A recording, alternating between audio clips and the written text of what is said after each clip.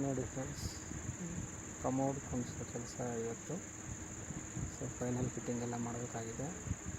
So ಹಂಗಾಗಿ geyser points ಮತ್ತು commode ಕುಣಿಸಿ final fitting ಮಾಡಬೇಕಾಗಿರುತ್ತದೆ.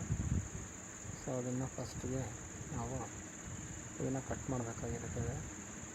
So ಅದನ್ನು ಕಟ್ ಮಾಡ್ತಾಯಿದ್ದೀವಿ.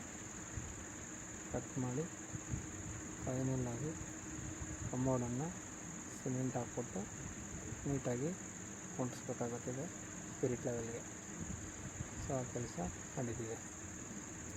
ಈಗ ಅದು ಕಟ್ ಮಾಡ್ತಿದ್ದೀವಿ ಟೈಲ್ಸ್. ನೋಡ್ಬೋದು ಅದು ಕಟ್ಟಾಗಿದೆ.